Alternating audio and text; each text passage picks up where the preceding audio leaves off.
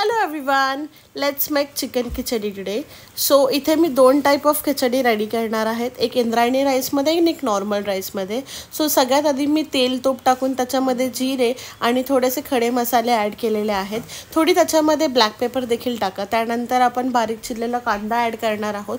कांदा थोडा कुक व्हावा म्हणून त्याच्यामध्ये मिरची आणि थोडंसं मीठ ॲड केलं आहे. त्याच्यानंतर अद्रक लसूणची पेस्ट, टोमॅटो टाकून छानपैकी मिक्स करून घेतलं. जोपर्यंत टोमॅटो नरम होत नाही तोपर्यंत त्यांना चांगलं कुक करून घेतले. त्याच्यानंतर त्यामध्ये हळद, मीठ, मसाला, धने पावडर, जिरे पावडर, काश्मीरी लाल मिरची, घरचं तिखट, थोडंसं पुदिना आणि कोथिंबीर टाकून छान मिक्स केलं आहे. त्यानंतर त्याच्यामध्ये मी अर्धा ते पाऊण किलोपर्यंत चिकन ॲड केलेलं आहे.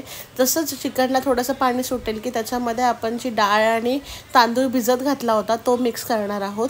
फक्त इंद्रायणी राईसमध्ये मी थोडीशी लाल डाळ देखील मिक्स केलं होतं, जे की नॉर्मल राईसमध्ये नव्हतं मिक्स केलं. जेवढा तुमचा राईस आहे तेवढं पाणी ॲड करून वरून थोडंसं तूप सोडा.